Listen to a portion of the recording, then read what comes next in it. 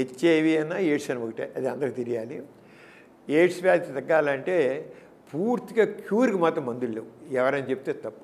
అయితే ఒక బీపీ వస్తే బీపీ బీపీని కంట్రోల్ పెట్టడానికి ఎలా మందులు ఉన్నాయో, అలాగే షుగర్ వస్తే షుగర్ని కంట్రోల్ పెట్టడానికి చక్కని మందులు ఎలా ఉన్నాయో, అలాగనే ఎయిడ్స్ వ్యాధిని కూడా పూర్తిగా అదుపులో ఉంచడానికి మందులు ఉన్నాయి. మన షుగర్ ఉన్న వాళ్ళు తరచుగా షుగర్ పరీక్ష చేయించుకుంటూ ఏమైనా దాంట్లో మార్పు వస్తుంటే ఎక్కువ తగ్గులు ఉంటే మనం షుగర్ బిళ్ళల డోసేజ్ మార్చుకున్నట్లుగా, అలాగనే హెచ్ఐవికి సంబంధించిన మందులు కూడా దానికి సంబంధించిన కూడా ప్రతి 6 నెలలకి CD4 count, HIV viral load, ముఖ్యంగా HIV viral load very very important. ఎందుకంటే హెచ్ఐవికి వాడే మందులు వీటిని ఏఆర్టీ మందులు అంటారు, యాంటీ రిట్రోవైరల్ థెరపీ ఏఆర్టీ అంటారు. ఈ ఏఆర్టీ మందులు అన్నమాట. ఏఆర్టీ మందులు మనం వాడుతుంటే కొంతమంది సడన్గా ఆ మందు పోతే మళ్ళీ హెచ్ఐవి వైరస్ పెరిగిపోతుంది. మనం మందులు సక్రమంగా సరిగ్గా వాడితే ఈ వైరస్ హెచ్ఐవి వైరస్ ఉంటే అవి ఇన్ఎఫెక్టివ్గా అయిపోయి కనబడకుండా పోతాయి, అన్డిటెక్టబుల్ లెవెల్కి వెళ్ళిపోతాయి. కానీ పూర్తిగా పోవు. కానీ మనిషి మామూలు మనిషిలాగా ఉంటాడు. ఒక బీపీ వస్తే మందులు పడితే మనిషిలా చక్కగా మామూలుగా ఉంటాడు, షుగర్ మందు మామూలుగా ఉంటాడు. ఆరంగానే హెచ్ఐవి వచ్చినాడు కూడా. పూర్వకాలం ఏంటి, ఒక 15 ఏళ్ళు 20 ఏళ్ళు ఉండి చనిపోయేవాడు. ఆ రోజుల్లో మందులు లేని రోజులు. మందులు ఉన్నాయి కదా, వీళ్ళు కూడా 80 ఏళ్ళు 90 ఏళ్ళు 100 ఏళ్ళు పూర్తిగా బతుకుతున్నారు. అంచేత హెచ్ఐవి వచ్చిన కనుక అది మరణ శాసనం, నేను త్వరగా చచ్చిపోతాను, ఎవ్వరు కోసం లేదు. హెచ్ఐవి వచ్చిన వాళ్ళు పెళ్లి చేసుకోవచ్చు, హెచ్ఐవి వచ్చిన పిల్లలు కనొచ్చు, అన్నీ మావలే, ఏమీ లేదు. ఒక బీపీ వచ్చిన వాళ్ళు షుగర్ వచ్చిన వాళ్ళు పెళ్ళిళ్ళు చేసుకోవట్లేదా, పిల్లల్ని కంటలేదా, అంతే విధంగా అంతే, ఇంకేం లేదు. అయితే ఇప్పటికీ ఎయిడ్స్ గురించి ఇంకా అపోహలను బట్టి చాలా ఎయిడ్స్ అంటే పెళ్లి చేసుకోవట్లేదు, వాళ్ళని ఎవరు పిల్లల్ని ఇవ్వట్లేదు, అయితే పిల్లల్ని ఇవ్వట్లేదు. అలా కాదు, బీపీ ఉన్న వాళ్ళకి, షుగర్ ఉన్న వాళ్ళకి, థైరాయిడ్ ఉన్న వాళ్ళకి ఎలా చేస్తున్నారు ఆ రంగానే వీళ్ళకి పెళ్ళిళ్ళు చేయొచ్చు, పిల్లల్ని కనొచ్చు. ఆ పిల్లలకి ఏం జబ్బు రాదు. ఎప్పుడైతే మనం ఈ వైరస్ కంప్లీట్గా కంట్రోల్లో ఉంటుందో, కంట్రోల్ ఉన్నప్పుడు అది ఇంక రెండో వారికి ఆ జబ్బు ట్రాన్స్మిట్ అవుతుంది అన్నమాట, ఇన్ఫెక్టివిటీ ఉండదు. అంచేత క్యూర్కి మందు లేవు, కానీ ప్రస్తుతానికి క్యూర్ మందు రావచ్చు, ఫ్యూచర్లో రావని చెప్పలేము. క్యూర్కి మందులు లేవు కానీ ప్రస్తుతం లేవు, కానీ కంప్లీట్గా కంట్రోల్కి మాత్రం చక్కని మందులు ఉన్నాయి. ఎక్కువగా లావు కంటే మామూలుగా కొద్ది లావు కాదు, మార్బిడ్ ఒబేసిటీ అంటాం, చాలా ఎక్కువగా వాడు. అంటే మరి చాలా లావుగా ఉంటారు కదా, అలా ఉన్నప్పుడు ఏంటవుతుందంటే మగవాళ్ళు ఉన్నారనుకోండి, మగవాళ్ళలో టెస్టోస్టెరోన్ హార్మోను మనలో లిబిడో అంటే సెక్షువల్ డిజైర్ బాగుండడానికి, సెక్షువల్ పెర్ఫార్మెన్స్ బాగుండడానికి అది తోడ్పడుతుంది. ఎప్పుడైతే ఎక్కువగా లావుగా ఉంటారో, లావుగా ఉన్నప్పుడు ఈ హార్మోను మన శరీరంలో కొన్ని ఎంజైమ్స్ వస్తాయి, ఫ్యాట్లో కొన్ని ఎంజైమ్స్. ఆ ఎంజైమ్స్ ఏం చేస్తాయంటే టెస్టోస్టెరోన్ హార్మోన్ని ఫీమేల్ హార్మోన్గా మార్చేస్తుంది. మేల్ హార్మోన్ ఫీమేల్గా మారుతుంది. ఏమైపోయింది ఇప్పుడు, మేల్కి సంబంధించిన పొటెన్సీ పోయింది. అంతేకాకుండా సెక్స్ హార్మోన్ బైండింగ్ గ్లోబులిన్ అంటాం, అది ఫ్యాట్ ఎక్కువ ఉన్నప్పుడు అది ఎక్కువ తయారవుతుంది. ఆ enzyme sex hormone binding globulin, దానివల్ల కూడా టెస్టోస్టెరోన్ హార్మోన్ తగ్గిపోయి దానివల్ల వాళ్ళు పెర్ఫార్మెన్స్ తగ్గిపోతుంది, లేకపోతే చాలా ఇబ్బంది అయిపోతుంది. అంటే సెక్స్ పరంగా ఎవరికి మా ఒబేసిటీ ఎక్కువ ఉంటుందో, అంటే ఒళ్ళు స్థూలకాయ ఎక్కువ ఉంటుందో, ఆ ఉన్న వాళ్ళలో సెక్స్ తగ్గుతుంది అని చెప్పి మళ్ళీ వీళ్ళు ఆ ఒబేసిటీని తగ్గించేస్తుంటే ఎక్సర్సైజ్ ద్వారా కానీ డైట్ కంట్రోల్ తగ్గించేస్తే మళ్ళీ మొదలైపోతారు. లేకపోతే ఈ రోజుల్లో కొంచెం తగ్గలేకపోతున్నారు వాళ్ళు, అంత ఇదిగా ఫుడ్ తగ్గించలేకపోతున్నారు, లేదా వ్యాయామం చేయలేకపోతున్నారు. బిరియాటిక్ సర్జరీ అంటున్నాం. బిరియాటిక్ సర్జరీ చేయించుకున్నట్లయితే తిండి తీసుకొని తగ్గిపోతే ఆటోమేటిక్గా కొవ్వు కరిగిపోతుంది, మామూలైపోతుంది. అంటే సెక్షువల్ పెర్ఫార్మెన్స్ బాగా ఉండాలంటే ఒళ్ళు ఉండడానికి వీలు లేదు. ఎవరైతే కొద్దిగా మామూలు రిక్వైర్డ్ వెయిట్ ఉంటారో ఆ వెయిట్ ఉన్నప్పుడు మాత్రం వాళ్ళ సెక్షువల్ పెర్ఫార్మెన్స్ బాగా ఉంటుంది. అయితే స్ట్రెస్ ఫ్యాక్టర్స్ అనేది వేరే విషయం. ఒళ్ళు వల్ల మాత్రం, స్థూలకాయం వల్ల మాత్రం ఎవరికి తగ్గుతుందో వాళ్ళు మాత్రం ఒళ్ళు తగ్గితే, చక్కగా నిద్రపోతే అంతా మళ్ళీ మామూలుగా ఉంటుంది. చెప్పలేం, అది మాత్రం చెప్పలేం. మనిషిని చూసి మనిషి సెక్షువల్గా యాక్టివ్ ఉంటాడు. ఎందుకంటే సెక్స్ పొటెన్సీ తక్కువ ఉండడానికి కారణం ఏంటి, ఒకటి వాళ్ళు ఉన్న స్ట్రెస్ కారణం. స్ట్రెస్ ఉన్నట్లయితే వాళ్ళకి సెక్స్ డౌన్ అయిపోతుంది. మనిషి చాలా చక్కగా ఉండొచ్చు, చూడడానికి అంత వెరీ హ్యాండ్సమ్గా ఉండొచ్చు. హ్యాండ్సమ్గా ఉన్నా కూడా వాళ్ళు స్ట్రెస్ ఫ్యాక్టర్ ఉంటే సెక్స్ ఈ రోజుల్లో సాఫ్ట్వేర్ ఇంజనీర్స్ ఉన్నారు, వాళ్ళు చాలా స్ట్రెస్ ఉంటుంది, చూడడానికి చక్కగా ఉంటున్నారు కానీ ఏం చేయలేకపోతున్నారు. అలాగే మార్కెటింగ్ ఎగ్జిక్యూటివ్స్ ఉన్నారు, అలా ఉన్నారు. ఇంకా ఇతర కొన్ని జాబ్స్లో వాళ్ళు చాలా స్ట్రెస్ ఫీల్ అవుతున్నారు, స్ట్రెస్ ఫీల్ చేయలేకపోతున్నారు. స్ట్రెస్ ఈ మోడర్న్ ఏజ్లో స్ట్రెస్ ప్లేస్ మేజర్ రోల్ వాళ్ళ సెక్షువల్ ఇండిఫిషియన్సీ రావడానికి. అంటే స్ట్రెస్ ఉంటే మనం చెప్పగలం, స్ట్రెస్ ఉందని చెప్పలేం. అలాగే వాళ్ళకి ఒక బ్యాడ్ హ్యాబిట్స్ ఉన్నాయి, స్మోకింగ్ ఉన్నా డ్రింకింగ్ ఉన్నా కూడా వాళ్ళు సెక్షువల్. అలాగే వాళ్ళకి లోపల షుగర్ ఎక్కువగా ఉంది, ఒక పైకి షుగర్ వాళ్ళకి తెలియదు కదా, మరీ వీక్గా ఉంటే తప్ప షుగర్ ఉన్నది తెలియదు.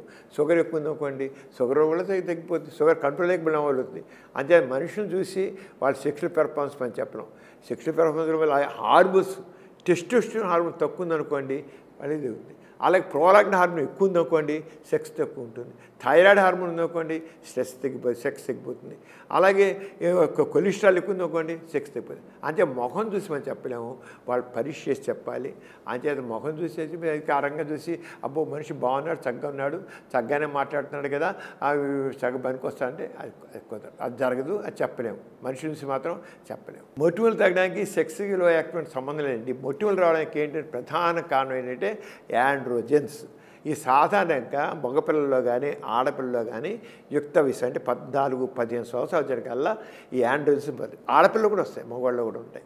ఈ యాండ్రోజెన్స్ ఇది ఉంది. మామూలుగా ఏంటంటే ఈ మొటిమలు అనేది సాధారణ 3 దశలు 4 దశలు ఉంటాయి, చిన్నగా ఉంటాయి. చిన్నగా ఉన్నట్లయితే అవి పెద్ద ఏం కాదు, ఏం చేయవు, పోతాయి. కొంత ఎక్కువ అవుతాయి. కొద్దిగా ఎక్కువ ఇటుకల్లా ఏముంటుందంటే అక్కడ ఒక బ్యాక్టీరియా చేరుతాయి. బ్యాక్టీరియా చేరి ఈ మొటిమలు పెద్దవి చేస్తాయి. పెద్దవి చేసి పెద్దగా కొంత చీము పడతాయి. ఇది 3వ దశ. ముందేమో చిన్నగా ఉంటాయి, చెమట బుక్కలంతా ఉన్నవి కొద్ది పెద్దవి అవుతాయి. పెద్దవై కొద్ది చీము చూస్తుంది ఫస్ట్.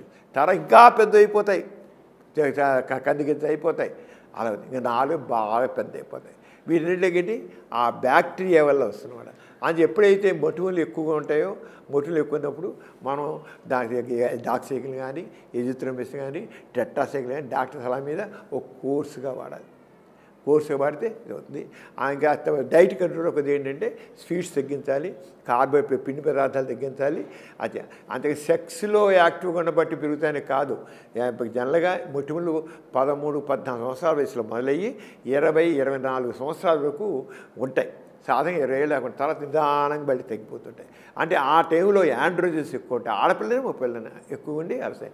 అంతేగాని సెక్స్లో యాక్టివ్గా ఉండబట్టి ఈ మొటిమలు వచ్చాయి, లేదా సెక్స్లో పాల్గొంటే పోతాయి, ఈ 2 తప్పే. సెక్స్లో రాంగ్ కాన్సెప్ట్ ఎందుకు వస్తుందంటే 18 ఏళ్ళు 20 ఏళ్ళు పెళ్ళి అయ్యాక ఆడపిల్లలు పెళ్ళిపోతాయి, ఆడపిల్ల కూడా ముట్టిలు వస్తాయి కదా, వాళ్ళకి అప్పుడు పెళ్ళి అవుతుంది. పెళ్ళి చేసి పెళ్ళి ఏడుకాలు తగ్గిపోయి అనుకుంటారు. పెళ్ళే తగ్గిపోవాలా, న్యాచురల్గానే వాళ్ళలో యాండ్రోజెన్స్ 14-15 సంవత్సరాలు యాండ్రోజెన్స్ 20 ఏళ్ళు 24 ఏళ్ళు చెట్ల అవి ఫేడ్ అయిపోతాయి, ఫేడ్ అయిపోయి తగ్గిపోతాయి. దానికి మూల కారణం ఏంటి? యాండ్రోజెన్స్. దానికి మూల కారణం ఏంటి? ఒక బ్యాక్టీరియా కిబులు. వాటి 2 కంట్రోల్ అయితే పోయి అంతేను.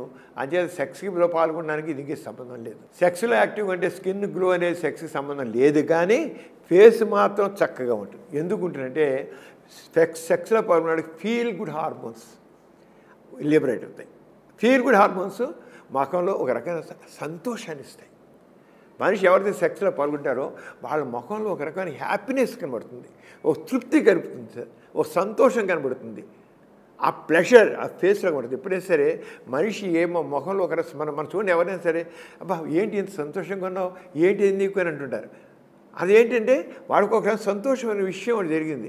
ఆడికి సెక్స్లో పడినోడు ఒక చక్కని తృప్తి వస్తుంది. కారణం ఏంటి? ఆ టైం ఎండార్ఫిన్స్ విడుదలవుతాయి. ఎండార్ఫిన్స్ తెలియనటువంటి ఒక సుఖాన్ని ఇస్తాయి. అవన్నీ చేరికల్లా ఆ సుఖం వాడి ఫేస్లో ఇస్తుంది. అంటే ఎవరైతే సెక్స్లో యాక్టివ్గా ఉంటారో ఆ ముఖంలో ఒక రకమైన గ్లో ఉంటుంది. ఎందుకంటే always they feel pleasure, happiness. అంచేత సెక్స్ అనే మనిషి యొక్క సంతోషాన్ని, తృప్తిని, హాయిని, అందాన్ని కూడా ఇస్తాయి.